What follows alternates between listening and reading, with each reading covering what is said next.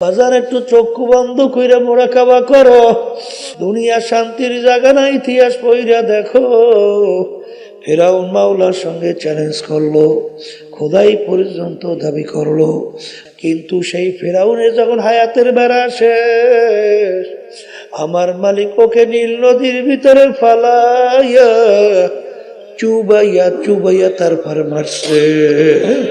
ওরে খবিস, আমার মালিকের সমস্ত নেয়ামত ভোগ করছো, আমার মাওলার দেওয়া নেয়ামত চক্ষু দিয়া দেখছো, আমার মালিকের নেয়ামত জিহ্বা দিয়া কথা বলছো, আমার মালিকের দেওয়া নেয়ামত হাত পা দিয়া কাজ করছো, আমার মালিকের দেওয়া নেয়ামত ব্রেন দিয়ে পড়াশোনা করছো, এই ব্রেন দিয়া ব্যবসা বাণিজ্য কইরা সম্পদ গুছাইছো। আল্লাহর জিকির বেশি বেশি করার মাধ্যমে বারবার বারবার যদি তুমি একটা নাম বেশি মুখে জবানে উল্লেখ করো, দেখো ওই নামটার সঙ্গে তোমার একটা পরিচয় লাভ হয় এবং এই নামটার ভিতরে তোমার একটা মহাব্বত জমে। জমে কি জমে না?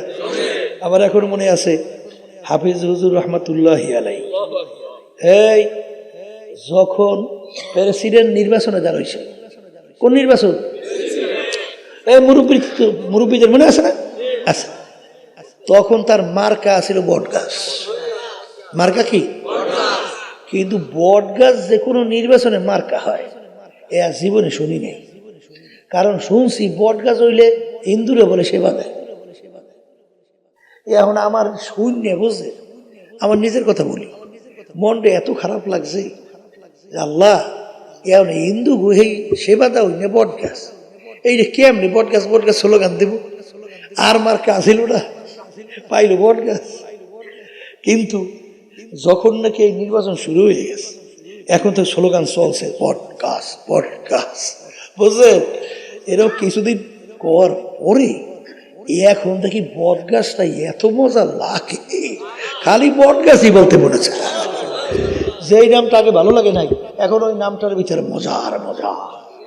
কথা ঠিক কিনা? এই জন্য বাজানদেরকে বলবো, আল্লাহর নাম নিতে নিতে ওর ভিতরে একটা মজা। এক আল্লাহ বলছিলেন যে আমি যখন আল্লাহর নাম জবানে নেই, আমার জিহ্বাটা মিষ্টিতে ভরিয়ে যায়। কিতে বলে? একই বুঝাবার জিনিস, এদি বুঝবার জিনিস, এ বুঝান যাবে না, এ হইলে বুঝবার জিনিস। এই জন্য আমার বাজানদেরকে বলবো, অন্তরে শান্তি চান? আসতে কয় চান না? তো অন্তরে যদি শান্তি চান, কির মধ্যে 2, 4, 5, 10টা 5 তলা 10টা বিল্ডিং উঠান, খুব অন্তরে শান্তি। তাই বিভিন্ন কায়দায় ওই বিভিন্ন ব্র্যান্ডের গাড়ি, শান্তি না? এবার আরো আরো সে মারে মিনিস্টার এইখানে এর মধ্যে ইশারা কেনায় কিছু কেউ স্প্রে মানে নি, স্প্রে কোন দেখো দিয়ে ওরা ফাজলামি করে কেনা বিবিহানে, এটা কেমিক্যাল ছাড়ে বারবার। তাই যেই কথা বলতে চাইছিলাম, এই কি জানি বলছিলাম না জানি, এই অন্তরের শান্তি। অন্তরের সাথে কির মধ্যে আল্লাহ বলতেছেন, এই আলা বিযিকরিল্লাহি তাতমাইন্নুল কুলুব। হে আমার বান্দা বান্দিরা, তোমাদের অন্তরের শান্তি আমি রাখছি আমার জিকিরের মধ্যে। কির মধ্যে? আইয়ুব নবী আলাইহিস সালাতু ওয়াস সালামের নাম শুনছেন? শুনছেন? এমন রোগ আল্লাহ দেশে, সমস্ত শরীরে গোশত পয়সে গেছে, এই গোশতের ভিতরে পোকা জন্মাইছে, হাড্ডির ভিতরে কটকট করে কামড়ায়, চোখেও পানি নেই, আফসোসও নেই, এই গন্ধের শরীর এলাকায় লোক থাকতে পারে না, নিয়ে লোকালয়ের বাইরে ভালাই রাখছে। সেদিন জিহ্বার ভিতরে পোকা লাগিয়া গেল, সেদিন 2 চোখের পানি ফালাইয়া কান্দে, এ আমার দয়ার মালিক, তুমি আমার সমস্ত শরীর গোশত পচাইয়া ফেলছো, শরীরের ভিতরে পোকা জন্মাইল, হাড্ডির ভিতরে কটকট কইরা কামড়ায়, আমার দিলের ভিতরে কোনো ব্যথা আফসোস ছিল না, কারণ আমার জবানটা ভালো ছিল, জবান দিয়ে আমি তোমার নাম উল্লেখ করার কারণে তোমার নাম জিকির করার কারণে আমার অন্তরটা প্রশান্তি হইয়া যাইত। কিন্তু আজকে আমার জিহ্বার ভিতরে পোকা লাইগা গেল। আমি যদি তোমার নাম আমার জিহ্বা দ্বারা না নিতে পারি, এই ব্যথা তো আমি সহ্য করতে পারবো না। আল্লাহ রাব্বুল আলামিন তার সমস্ত রোগ যেই চোখের পানি ছাইরিয়া মালিকের কাছে আফসোস করছে, সঙ্গে সঙ্গে সব রোগ ভালো। কথা ঠিক না বেঠিক? তাহলে আল্লাহর জিকিরের মাধ্যমে কি দূর হয়? না, শয়তান দূর হয়। কথা ঠিক? নামাজে একাগ্রতা বাড়ে, এই নেকির কাছে আগ্রহ। কথা ঠিক? দরকার আছে, আছে। আর বাজানদেরকে বলবো, আর একটা শত্রু কথা কইছিলাম জানি কি? ও মাশাআল্লাহ মনে আছে তো। মানুষ শয়তান, মানুষ শয়তান চেনেন? আপনার স্ত্রী হইতে পারে, আবার স্ত্রীদের স্বামীরা হইতে পারে, হ্যাঁ, আপনার ছেলেও হইতে পারে, মেয়েরাও হইতে পারে, আপনার বন্ধু বান্ধব হইতে পারে, আপনার আত্মীয় স্বজন হইতে পারে, আপনার দলের নেতা নেত্রীরাও হতে পারে। বলে হুজুর তা কেমন? এক কথা মনে রাখি, এই যে আপনাকে গুনার মধ্যে উদ্বুদ্ধ করে, কোন যে আপনাকে, সে যদি আপনার স্ত্রী হয়, আপনার স্বামী হোক, আপনার ছেলে হোক, আপনার মেয়ে হোক, আপনার বন্ধু হোক, আপনার আত্মীয় হোক, আপনার দল হোক, আপনার দলের নেতা নেত্রী হোক, সেই হলো মানুষ শয়তান। কথা ঠিক কিনা? এখন মানুষ শয়তান থেকে বাঁচা লাগবে না? এখন জিকির করলে মানুষ শয়তান যায়? তাহাজ্জুদের নামাজে যায়, কোরআন তেলাওয়াতের মাধ্যমে যায়, তাসবিহ তাহলিলের মাধ্যমে যায়। আম্মের ঘরের বউ আপনি জিকিরের মাধ্যমে সরাইবেন কেমনে? পারবে? তাই মানুষ শয়তান থেকে বাঁচা লাগবে না? আল্লাহ রাব্বুল আলামিন বলেন, মানুষ শয়তান থেকে বাঁচার জন্য ওয়াকুনু মা'আস সাদিকিন, তোমরা সাদিকিন বান্দাদের সঙ্গী হইয়া যাও।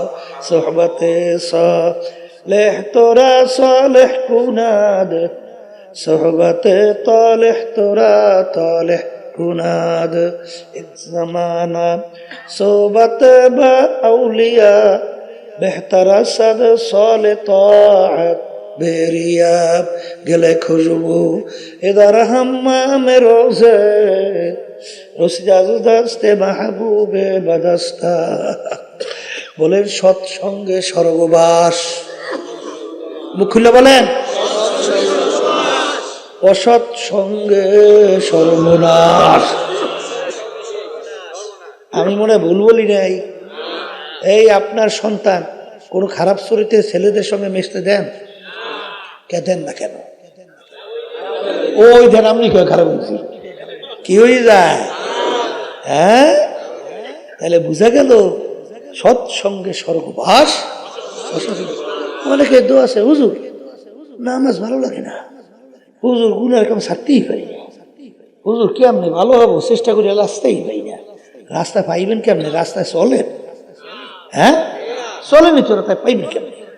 আপনাকে আল্লাহ বলতেছেন তুমি সাদিকিন বান্দাদের সংস্পর্শে যাও, তাদের সোহবতে থাকো, তা যাবা না তুমি ভালো হবা, পারবা না, কোনদিন সম্ভব না। শোনেন, আপনি আর কি, আল্লামা জালালউদ্দিন রুমি রহমতুল্লাহি আলাইহি বিশ্ববিখ্যাত আলেম না? নাম শোনেন নাই? আল্লামা জালালউদ্দিন রুমি নাম শুনছেন? তাম বিশ্বের ভিতরে উল্লেখযোগ্য আলেম। তিনি বলতেছেন, খোদ বা খোদ মাওলানা রুমি না শোধ, তা গোলামে শামসুত তিবরিজি না শোধ। আমি রুমি ততক্ষণ পর্যন্ত রুমি হতে পারি নাই যতক্ষণ শামসুত তিবরিজি সংস্পর্শে যাইয়া তার সাগরেদ হইতে পারি নাই। এ আল্লাহর বান্দারা, বাস্তবতা আছে না নাই? বাস্তবতা আছে না নাই? এই মাটির চাকার থেকে গোলাপ ফুলের গ্রাম। জিজ্ঞাসা করে মাটির চাকা, তুই কোনো মিশক আম্বার না, তুই গোলাপ ফুল না, কোন সুগন্ধি? এত গেরান তোর থেকে আসে কেন? পরিচয় দাও। মাটির চাকা উত্তর দেয়, আমি কোনো গোলাপ ফুলও না, কোনো মিশক আম্বার, কোনো সুগন্ধিও না, তাহলে এত ঘেরান কেন আসে? বলে আমি যেই জায়গায় ছিলাম একটা গোলাপ ফুল ফুইটা আমার সঙ্গে লাগিয়ে রইছে। কি ফুইটা? ওই গোলাপ ফুলের ঘেরান আমার ভিতরে ঢুকতে ঢুকতে এখন আমি আর সাধারণ মাটির চাকা নাই, আমি এখন গোলাপ ফুলে পরিণত হয়ে গেছি। আমি এখন কিতে পরিণত হয়েছি?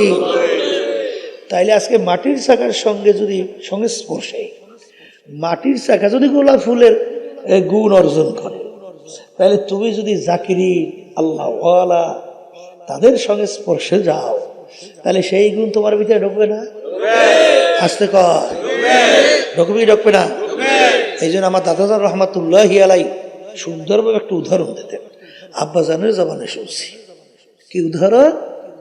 যার মুরব্বী নাই ওর মুরব্বী হয় শয়তান।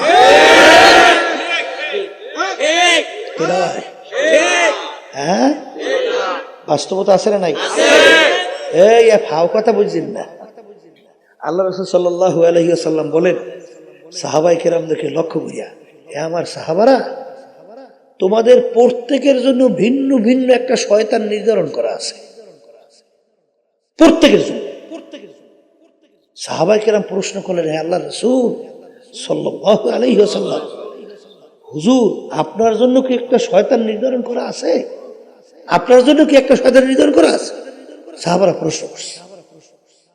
আল্লাহ রাসূল সাল্লাল্লাহু আলাইহি ওয়াসাল্লাম বলেন, হ্যাঁ আমার জন্য একটা শয়তান নির্ধারণ করা আছে, কিন্তু ওয়ালাকিন আসলামানি, কিন্তু ও আমার কাছে আত্মসমর্পণ করছে। কারণ আল্লাহ রাব্বুল আলামিন তার রাসূল 24 ঘন্টা তার কুদরতি নিয়ন্ত্রণে ছিল। কথা কয় না? কথা ঠিক না? ঠিক। তাহলে শয়তান সবার জন্য নির্ধারিত। এখন তোমার যদি মুরব্বী না থাকে, এখন মুরব্বী ভূমিকা পালন করবে কে? এটা সাদিকিন বান্দাদের সঙ্গী হওয়া লাগবে। রাজি আছি? আল্লাহ আমাদের সবাইকে তৌফিক দেন। তাহলে সাদিকিন বান্দাদের সঙ্গী যখন হবেন, তখন দেখবেন আল্লাহর রহমতে আপনার নেক কাজ করার আগ্রহ বাড়বে। আমি বাস্তব বলছি না ভুল বলছি? হ্যাঁ, আপনি দেখেন দাদাজান রহমাতুল্লাহি আলাইহির ঘটনা শুনছি। এই এক চরমনের মুজাহিদ দাদাজানের কাছে বলতেছে, হুজুর আমার ছেলেটা, হুজুর এক ছেলে বসে বসে উলুলুলুলুলুলুলুলুলুলুলু এইটা কয়, উলুলুলুলু। আসলে উলু হব কথা বুঝছেন? এইটা উলুলুলুলুলু হিন্দুরা কয় না? আচ্ছা, এখন হুজুর আমি বিপদেই পড়ছি, আমার ছেলেকে যত জেকে শিখাই ও খালি উলুলুই কয়। দাদাজান বলছেন, তোর ঘর করছো কোন জায়গায়? হিন্দু বাড়ির পাশে?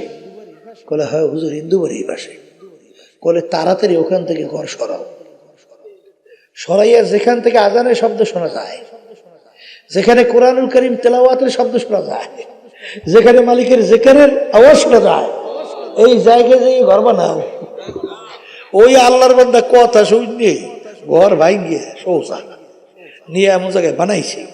এখন কয়েকদিন পরই এখন সন্তান বলতেছে, লা ইলাহা ইল্লাল্লাহ, লা ইলাহা ইল্লাল্লাহ, লা ইলাহা ইল্লাল্লাহ মুহাম্মাদুর রাসূলুল্লাহ।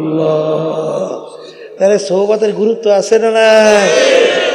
আছে না নাই? সোহবত এমন এক জিনিস বাজান ভালো কইরা জানা লাগবে। ওই যে শুনছেন ইমাম ফখরুদ্দিন রাজি রহমাতুল্লাহ আলাইহি বাজান, তিনি পীর সাহেব হুজুরের কাছে গেছিলেন। পীর সাহেব হুজুরে বলেন, আপনি কে? আমি ইমাম ফখরুদ্দিন রাজি। বলে ওই যে শুনছি বিশ্ববিখ্যাত আলেম সে? বলে হ্যাঁ হুজুর আমি সেই ফখরুদ্দিন রাজি।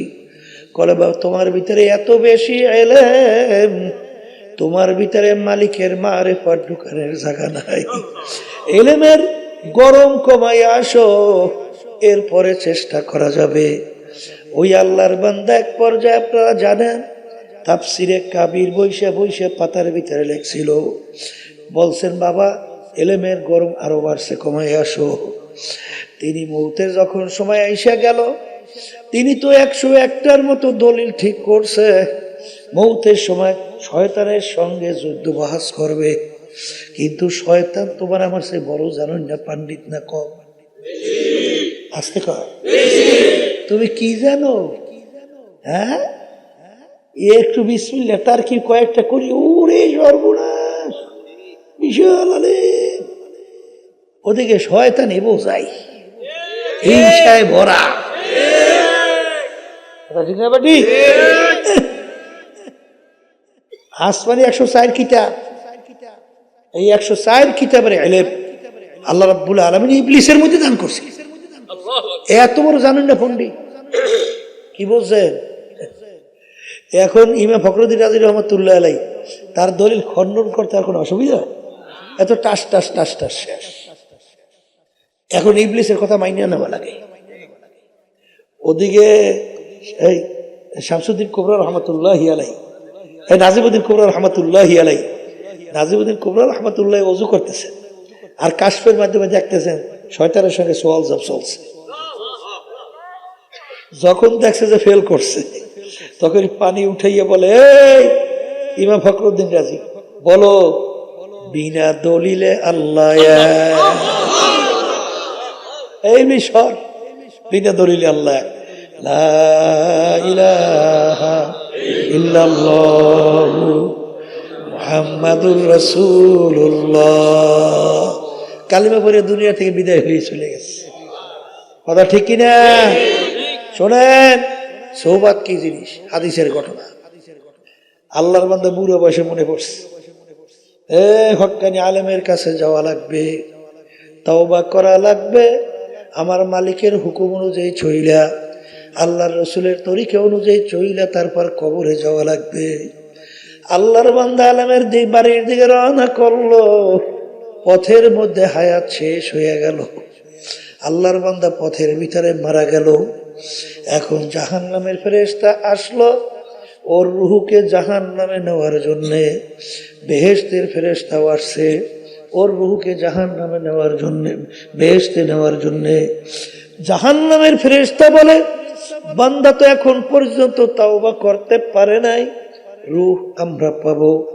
আর বেহেশতের ফেরেশতা বলে, বান্দা তো আলেমের বাড়ি রওনা করছে তাওবা করার জন্য, ওর মাঝখানে হায়াত শেষ হয়ে গেল, বান্দার কি দোষ?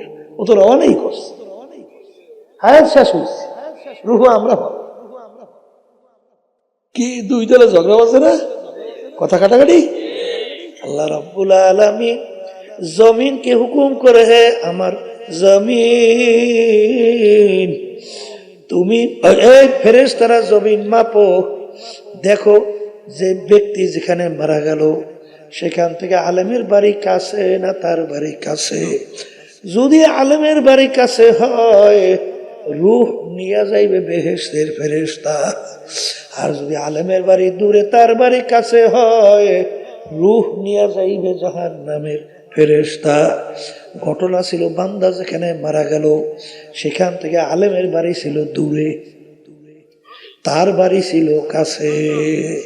কিন্তু আল্লাহ রাব্বুল আলামিন জমিনকে হুকুম করে, জমিন আমার বান্দার জন্য আলেমের বাড়ি কাছে হইয়া যা। আমার বান্দা যে আলেমের বাড়ির কাছে আর তার বাড়ি দূরে হয়ে যাও। ফেরেশতারা জমিন মাইপা দেখে আলেমের বাড়ি কাছে, তার বাড়ি দূরে। তখন তার রূহ নিয়ে গেল বেহেশতের ফেরেশতা। এই আলেমের বাড়ি রওনা করছে দেখে তো বলে বেহেশতের ফেরেশতা রূহ নিতে পারছে। কথা কয় না? তাহলে কি হক্কানি আলেমদের সোহবতে যাওয়া লাগবে না লাগবে না?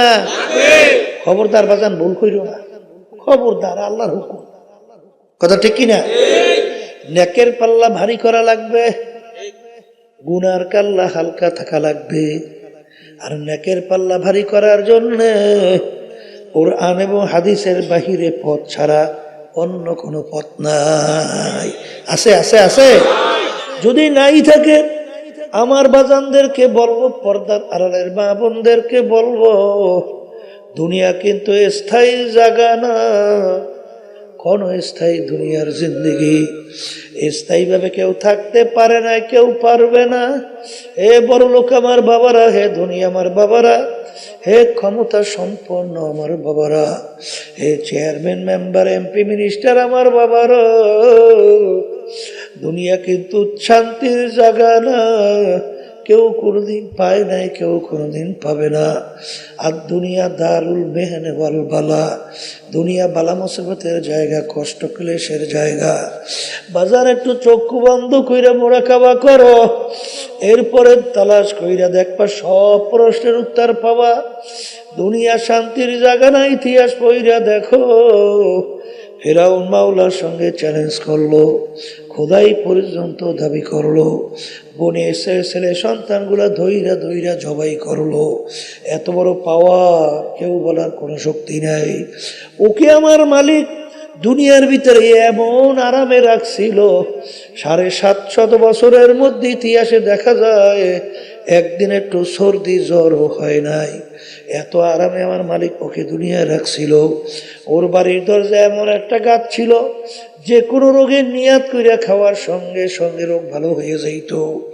ওর কথায় নীল দরিয়ার পানি ভাটা জ্বর হইতো। এত আরামে আমার মালিক দুনিয়া রাখছে। কিন্তু সেই ফেরাউনের যখন হায়াতের বেড়া শেষ, আমার মালিক ওকে নীল নদীর ভিতরে ফালাইয়া চুবাইয়া চুবাইয়া তারপর মারছে। এই ফেরাউনের পাত্তা আছে? আসতে কয় আছে। নমরুদ মাওলার সঙ্গে চ্যালেঞ্জ করলো, আর খলিল ইব্রাহিমকে আগুনের ভিতরে ফালাইল। আরে আমার মালিক একটা ঠ্যাং ভাঙ্গা মশা ওর মস্তকের ভিতরে ঢুকাইয়া এমন ভাবে জ্বালা পোড়া শুরু করলো, মাথা আশ্রাইয়া পাশরাইয়া শেষা বেসা করে মারলো। নমরুদের পাত্তাও পাওয়া যায় না। সাদ্দাম মাওলার সঙ্গে চ্যালেঞ্জ করলো, দুনিয়ায় ওর নিজের বানানো বেহেশত তৈরি করলো। বেহেশত কমপ্লিট দেখার জন্য দলে বলে গেল, দেখে বেহেশতের দরজায় বুড়া দাঁড়াই আছে। এই বুড়াটাকে আজরাইল ডাক দিয়া বলে, ওরে খবিস, আমি আজরাইল আছি তোর জান কবজ করার জন্য। শোনার সঙ্গে সঙ্গে থরকম্পন শুরু হয়ে গেল। আরে খবিস সাদ্দাত বলে, ভাই আজরাইল বড় শখ কইরা বেহেশত তৈরি করলাম, একটা নজর দেখার সুযোগ দাও। ওরে খবিস, আমার মালিকের সমস্ত নেয়ামত ভোগ করছো, আমার মাওলার দেওয়া নেয়ামত চক্ষু দিয়া দেখছো, আমার মালিকের নেয়ামত জিহ্বা দিয়া কথা বলছো, আমার মালিকের দেওয়া নেয়ামত হাত পা দিয়া কাজ করছো, আমার মালিকের দেওয়া নেয়ামত ব্রেন দিয়ে পড়াশোনা করছো, এই ব্রেন দিয়া ব্যবসা বাণিজ্য কইরা সম্পদ গুছাইছো, এই ব্রেন দিয়ে অনেক কিছু করলি। আরে কত প্রতিবন্ধী আমাদের সামনে নিয়ে আসে, হুজুর ওর জন্য একটু দোয়া করে। হুজুরও ভালো মন্দ কিছু বোঝে না। আরে বাপ তো ফেল ফালাইয়া কান্দে। আরে আমার মালিক তোমাকে ইচ্ছা করলে, আমাকে ইচ্ছা করলে প্রতিবন্ধী বানাইতে পারতো কি পারতো না? এই নেয়ামত ব্রেনকে দান করলো। আরে সমস্ত নেয়ামত ভোগ করিয়া দুনিয়ায় বাইচা ছিলি। আরে তোকে আমার মালিক আশরাফুল মাখলুকাত হিসেবে ঘোষণা দিল, কিন্তু আমার মালিককে চেনো নাই, নাফরমানি করলি, আমার মালিকের সঙ্গে চ্যালেঞ্জ করলি। বেশ তো তুই তৈরি করছো। আমার মাওলার তো হুকুম হইয়া গেল, ইদা জা আজালুহুম লা ইস্তাখিরুনা সাআতাও ওয়া লা ইস্তাকদিমুন। এরে খবিস, আমার মালিক তোকে হুকুম করছে ধৈর্য নেওয়ার জন্য। 1 সেকেন্ড আগেও হবে না, পরেও হবে না।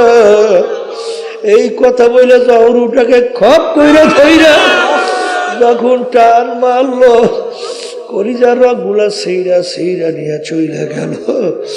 ওই সাদ্দাদের বাহাদুরি কোথায়? জমিনটা ধরটা জমিনের ভিতরে ধারাস কইরা বইরা গেল। এ বড় লোক আমার বাবারা, ক্ষমতা সম্পন্ন আমার বাবারা, এ বড় বড় শিক্ষিত আমার বাবারা, এ বড় বংশের আমার বাবারা, এই মাতুকবাড়ি সরদারি টাকার গরম, ক্ষমতার গরম কয়দিন চলবে? যে কয়দিন দুনিয়ার ভিতরে চক্ষু খোলা থাকবে, যেদিন ঘোষণা হবে তোমার বাড়ির পাশের মসজিদের মাইকে, বাড়িওয়ালা নাই রে বাড়ি, নাই রে দুনিয়াতে। আল্লাহ, আরে এমন ঘরে যাইতে হবে যেই ঘরে নাই বাতি, এমন ঘরে থাকতে হবে যেই ঘরে নাই সাথী। এ নাফরমান, কবরে নাফরমান কোন অবস্থায় থাকবে? আল্লাহর হাবিব বলেন, সমুদ্রের মধ্যে যদি কেউ পইরা যায়, সমুদ্রের তুফানে একবার তার মাথার নিচের দিকে নিয়ে যায়, আবার বাঁচার জন্য মাথা উপরের দিকে উঠায়, আবার তুফানে তার মাথা নিচে নিয়ে যায়, আবার বাঁচার জন্য মাথা উপরে উঠায়, আর উপরে বড় আশা নিয়ে ঢালো ঢালো তাকায়, আমাকে উপর থেকে একটু কেউ ধরেনি, ডোবে ওঠে ডোবে ওঠে। ও যে বিপদের মধ্যে আছে, নাফরমান কবরের ভিতরে এইভাবে থাকবে। আরে যখন কবরের পাশ থেকে সন্তান যাবে, ডাক দিয়ে বলে, আমার প্রিয় ছেলে, জাহান্নামের আগুনে জ্বলতে জ্বলতে আমার কলিজা পুরো কয়লা হয়ে গেছে, আমার জন্য একটু দোয়া করো। তুমি যত চিল্লাবা, যত কাঁদবা, শুনবেও না, তোমার জন্য দোয়াও করবে।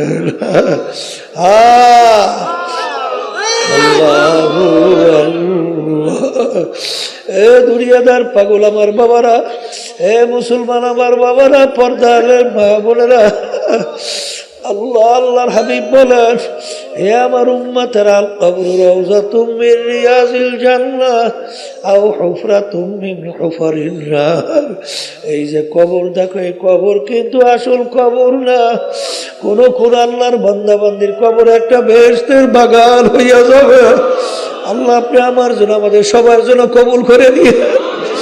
আল্লাহর হাবিব বলেন, ও আমার উম্মতেরা, কোন কোন নাফরমানের কবরের মধ্যে জাহান্নামের আগুন বসে হইয়া যাবে। নাফরমানকে কিয়ামত পর্যন্ত আল্লাহ জাহান্নামের আগুনে জ্বালাবে। আল্লাহ আমাকে, আমাদের সবাইকে মাফ কইরা দিয়ে। আল্লাহ রসুল বলেন, হে আমার উম্মতেরা, কোন কোন নাফরমানের কবরের মধ্যে